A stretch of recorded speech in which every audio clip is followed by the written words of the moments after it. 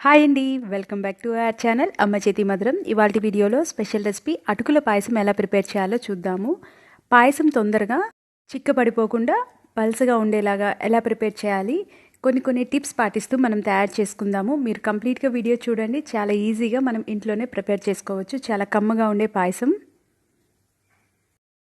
Frying pan పెట్టుకొని ఇందులో 1 cup వరకు అటుకులు యాడ్ చేసుకుందాము.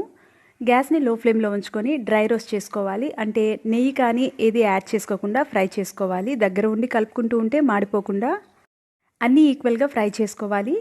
మనం ఇలా కలుపుకుంటే మనకి అన్నీ ఒకే కలర్లోకి ఫ్రై అవుతాయి. చేత్తో ఇలా క్రష్ చేసినప్పుడు కొంచెం పొడి పొడిగా అయ్యేంత వరకు ఫ్రై చేసుకున్న తర్వాత వేరే బౌల్లోకి సెపరేట్ చేసుకుందాము. అదే ప్యాన్లో 1 స్పూన్ వరకు నెయ్యి యాడ్ చేసుకుందాము.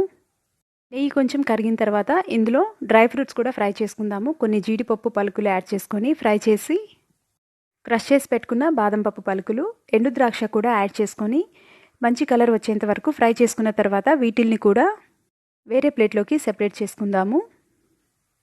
డ్రై ఫ్రూట్స్ ఫ్రై చేసుకున్న తర్వాత కొంచెం నెయ్యి మిగిలి ఉంటుంది కదా, అదే నెయ్యిలో కాచి చల్లార్చినవి కానీ లేదా గోరువెచ్చగా ఉన్నవి కానీ పాలు యాడ్ చేసుకుందాము. 1 కప్పు అటుకులు తీసుకున్నాను కదా, 1 కప్పు అటుకులకి 3.5 కప్పు వరకు మిల్క్ యాడ్ చేసుకున్నాను.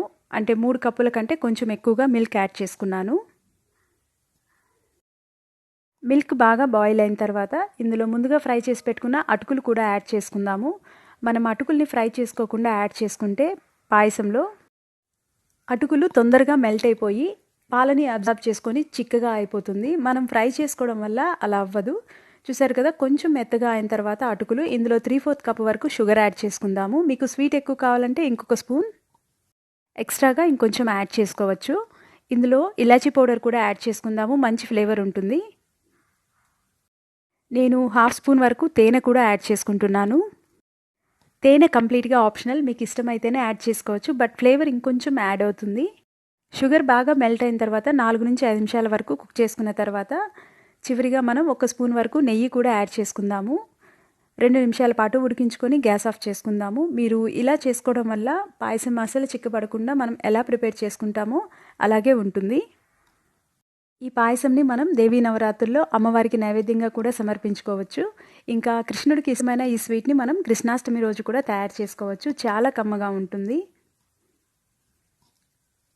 అటుకుల్ని మనం ముందుగా డ్రై రోస్ట్ చేసుకుంటే అటుకులు మెత్తగా అయిపోకుండా పేస్ట్లా కాకుండా మనకి తినేటప్పుడు కూడా అటుకులు తింటున్న ఫీలింగ్ తోటి చాలా టేస్టీగా ఉంటుంది.